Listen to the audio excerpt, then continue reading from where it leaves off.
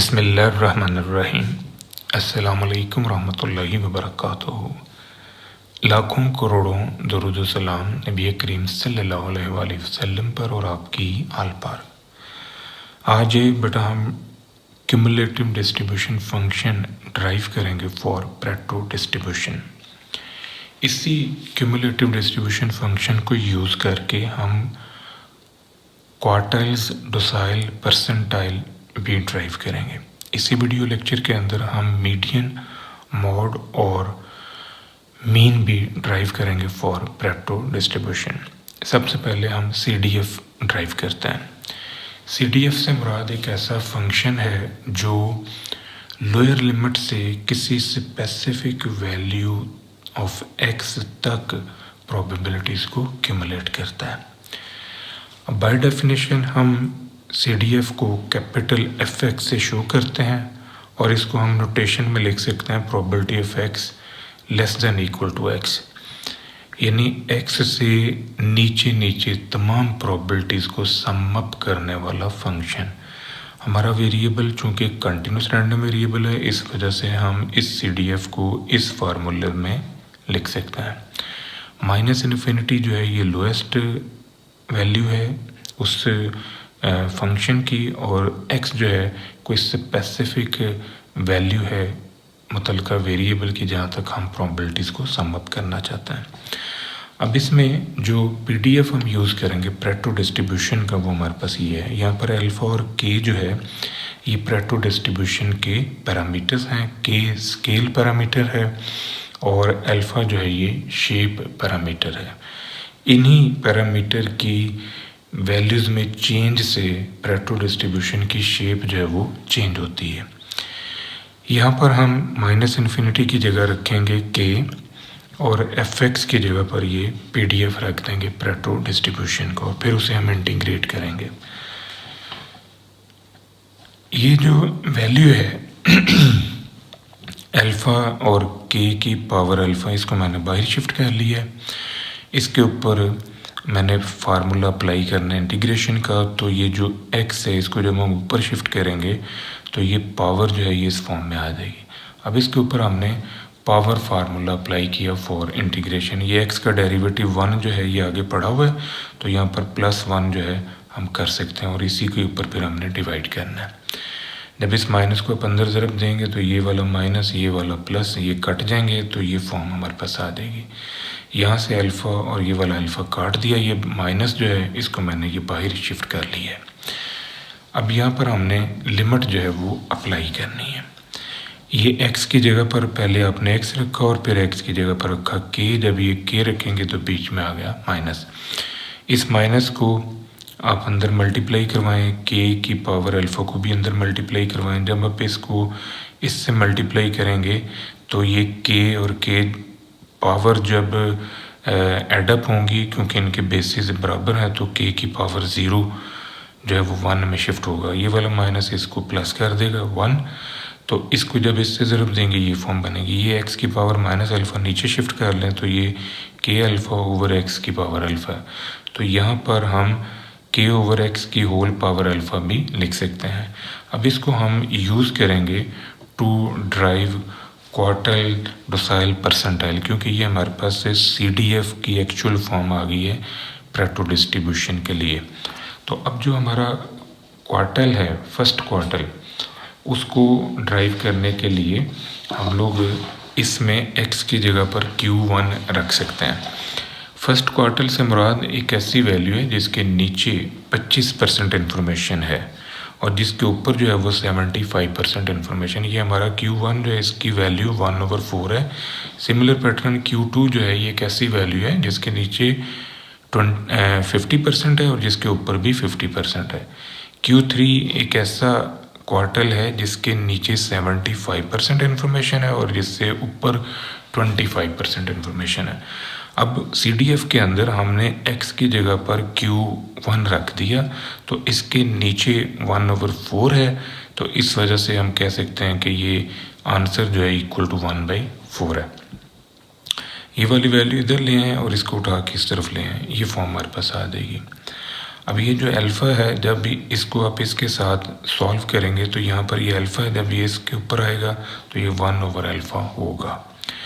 Q1 हमने निकालना है, ये Q1 को इस तरफ ले आए और इस पूरी टर्म को K के नीचे शिफ्ट कर लें, ये Q1 की वैल्यू हमारे पास आ जाएगी। मज़ीद देखें, जो Q2 है हमने CDF के अंदर क्यूमुलेटिव डिस्ट्रीब्यूशन फंक्शन में x की जगह पर Q2 रख दिया।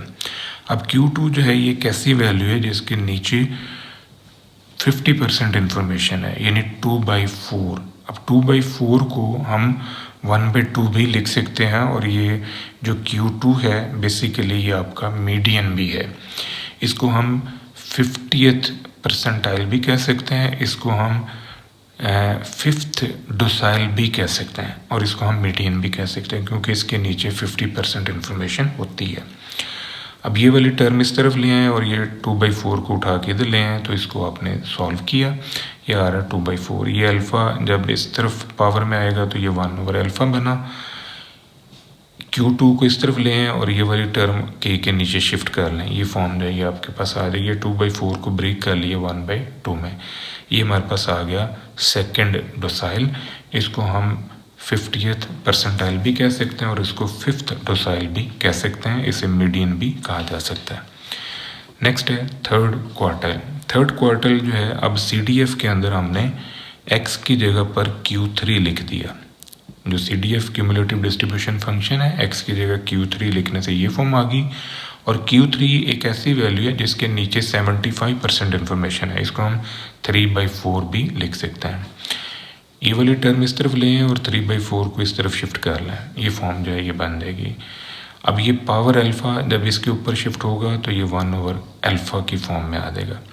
अब Q3 को इस तरफ लें और इस टर्म को K के नीचे शिफ्ट कर लें, तो ये हमारा थर्ड क्वार्टाइल जो है इसका आंसर आ जाएगा। सिमिलर पैटर्न आपने 7th डोसाइल जो है वो निकालना है, तो CDF के अंदर जहाँ पर आपको x नज़र आ रहा है वहाँ पर आप D7 लिख दें। अब D7 से मुराद एक ऐसी वैल्यू है जिसके नीचे 70% इंफॉर्मेशन है, यानी डोसाइल 7th डोसाइल मीन कि एक ऐसा टुकड़ा जहाँ पर 30% इंफॉर्मेशन जो उस वैल्यू से ऊपर है और 70% इंफॉर्मेशन जो है वो उस वैल्यू से नीचे है।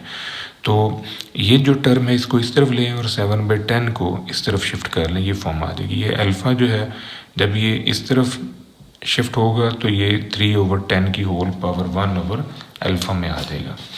फिर इसको आपने सॉल्व करना है, तो ये D7 जो है इस तरफ आ गया और ये वाली टर्म जो है ये K के नीचे शिफ्ट होगी, तो ये हमारा D7 7th डोसाइल आ जाएगा। अब आपने निकालना है P90 यानी 90th परसेंटाइल, एक ऐसी वैल्यू जिसके नीचे 90% इंफॉर्मेशन मौजूद है। इसको हम इस तरह लिख सकते हैं कि जो CDF है उसमें x की जगह पर P90 मैंने शिफ्ट कर दिया, तो इसके नीचे 90% इंफॉर्मेशन है, इसको हम 90/100 भी लिख सकते हैं। इस वैल्यू को इस तरफ ले आए और इसको इस तरफ शिफ्ट कर लें, ये फॉर्म आ जाएगी।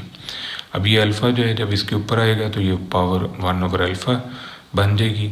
ये वाली जो वैल्यू है इसको K के नीचे और P90 को इस तरफ शिफ्ट कर लें, तो यहाँ से आपके पास से P90 की न्यूमेरिकल वैल्यू जो है ये आ जाएगी। इसी तरह P65 आपने निकालना है, तो x की जगह पर P65 रखते हैं, ये फॉर्म आ गई। सिमिलर पैटर्न इसको भी आपने सॉल्व किया, इसको इस तरफ लें और इसको उठा के इस तरफ लें, ये फॉर्म अल्फ़ा जो है इस तरफ आके 1/अल्फ़ा की फॉर्म में आ गया, और फिर आपने इसको सॉल्व किया, ये वाली सारी टर्म K के नीचे और P65 इस तरफ आ गया, ये फॉर्म जो है ये हमारे पास आ जाएगी। अब हमने ड्राइव करना है mean for Pareto distribution. By definition जो मीन है फॉर पेरेटो डिस्ट्रीब्यूशन वो हम इस फार्मूले से ड्राइव करेंगे अगर हमारा वेरिएबल जो है वो कंटिन्यूस फॉर्म का है। -इन्फिनिटी की जगह पर हम रखेंगे k और +इन्फिनिटी की जगह पर +इन्फिनिटी ही होगा, क्योंकि जो पेरेटो डिस्ट्रीब्यूशन है उसकी रेंज k टू इन्फिनिटी है। fx की जगह पर हमने ये पेरेटो डिस्ट्रीब्यूशन का PDF रख दिया। ये अल्फ़ा इंटू K की पावर अल्फ़ा ये मैंने बाहर शिफ्ट कर लिया और इस x को मैं अंदर यूज़ कर रहा हूँ। देखें ज़रा, ये x की पावर अल्फ़ा प्लस 1 जब ये ऊपर शिफ्ट होगा और फिर इस x की पावर 1 के साथ यूज़ होगा तो ये फॉर्म जो है ये हमारे पास आ जाएगी। अब इसको मज़ीद सॉल्व करें तो ये माइनस अंदर मल्टीप्लाई होगा, ये वाला माइनस और ये प्लस कट के ये फॉर्म जो है ये मिल जाएगी।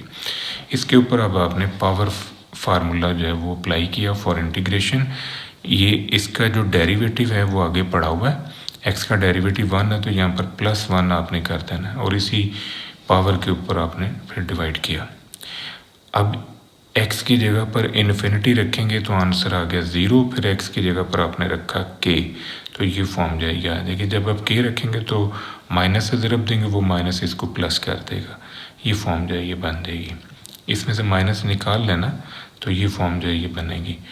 अब ये अल्फ़ा k की पावर अल्फ़ा जब इसके साथ मल्टीप्लाई होगा तो ये फॉर्म जो है ये हमारे पास आ जाएगी k की पावर अल्फ़ा और यहाँ पर k की पावर माइनस अल्फ़ा प्लस 1।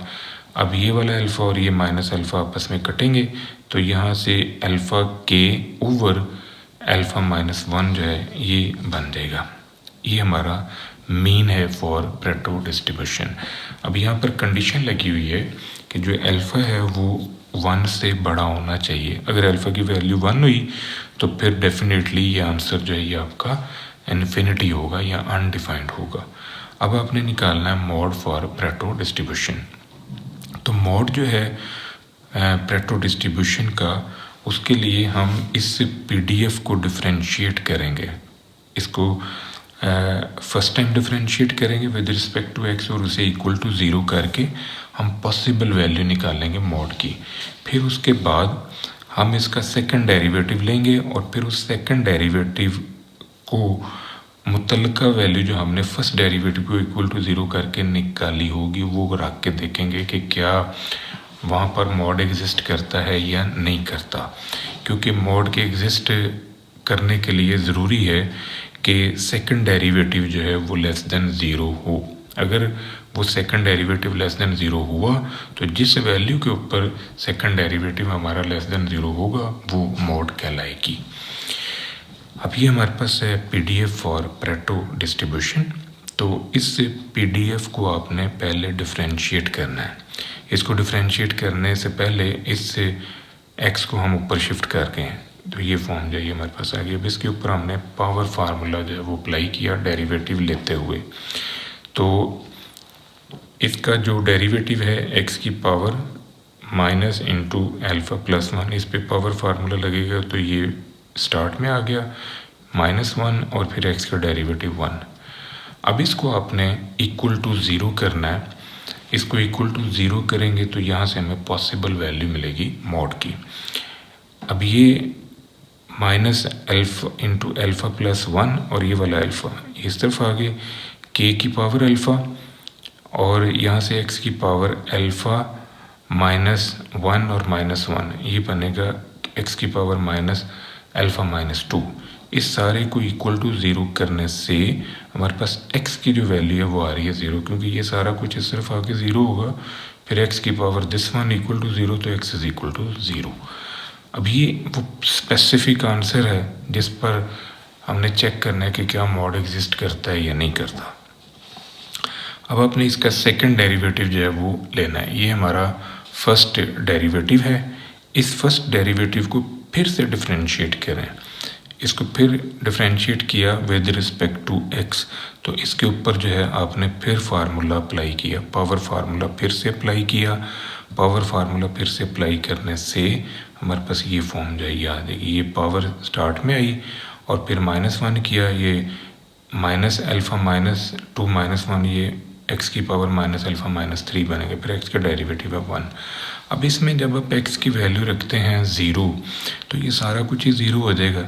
इसका मतलब है कि वो जो सेकंड कंडीशन है मॉड की वो यहाँ पर सेटिस्फाई नहीं हो रही, क्योंकि मॉड वहाँ एग्जिस्ट करना था जहाँ पर सेकंड डेरिवेटिव जो है वो लेस देन 0 होता।